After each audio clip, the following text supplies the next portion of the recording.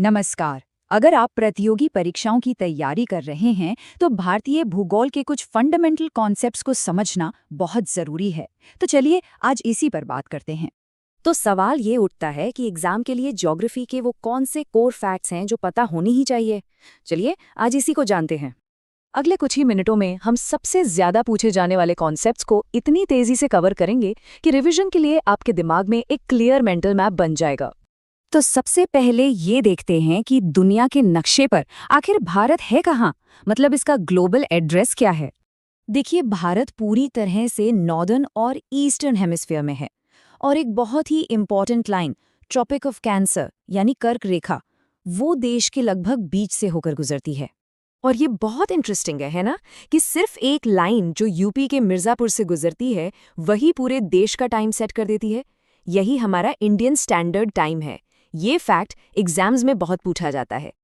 Okay, global position तो पता चल गई। अब थोड़ा जूम इन करते हैं और देखते हैं हमारे पड़ोसी कौन कौन है और हमारी सीमाएं कहाँ कहाँ तक हैं। जमीन से हमारी सीमाएं इन 7 देशों से जुड़ती हैं और यही चीज हमारे पड़ोस को दुनिया के सबसे कॉम्प्लेक्स और स्ट्रेटेजिकली इंपॉर्टेंट रीजन्स में से एक बनाती है।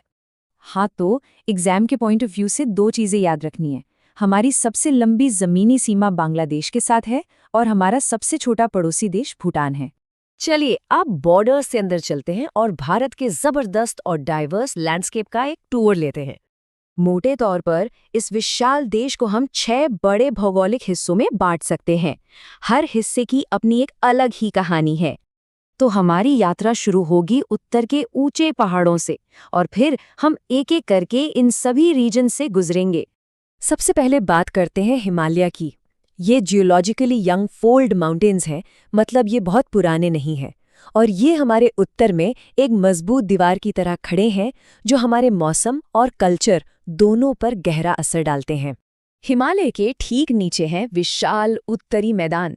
ये वो इलाका है जो 3 बड़ी नदियों गंगा, यमुना और ब्रह्मपुत्र की लाई हुई मिट्टी से बना है। इसी वजह से ये भारत का सबसे उपजाऊ, सबसे प्रोडक्टिव रीजन है। और हाँ, जो लोग बिहार के एग्जाम्स की तैयारी कर रहे हैं उनके लिए ये पॉइंट तो बहुत ही इंपॉर्टेंट है। पूरा बिहार राज्य इसी उपजाऊ मैदान में आता है। अब चलते हैं भारत के सबसे पुराने और सबसे स्टेबल हिस्से की तरफ, पेनिनसुलर प्लेटो। ये मिनरल्स का खजाना है, एक स्टोर हाउस है, खास तौर पर छोटा नागपुर पठार जो लोहे और कोयले के लिए जाना जाता है।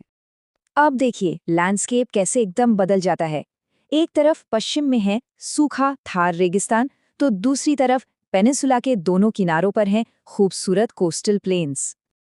और हमारे इस टूर का आखिरी पड़ाव है भारत के 2 मेन आइलैंड ग्रुप्स, बंगाल की खाड़ी में अंडमान एंड निकोबार और अरेबियन सी में लक्षद्वीप आइलैंड्स।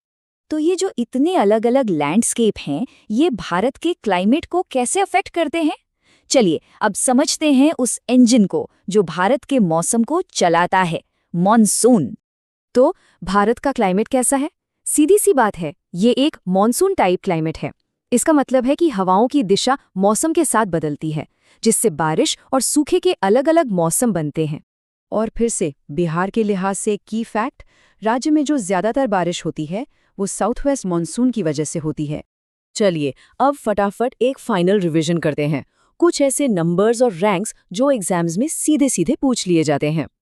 ये 2 आंकड़े भारत की पूरी कहानी कहते हैं। एरिया के हिसाब से हम दुनिया में 7वें नंबर पर हैं, लेकिन पॉपुलेशन में अब हम नंबर 1 हैं।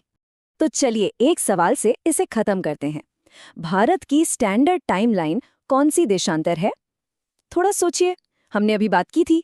जी हाँ, सही जवाब है बी, 82 डिग्री 30 पूर्व।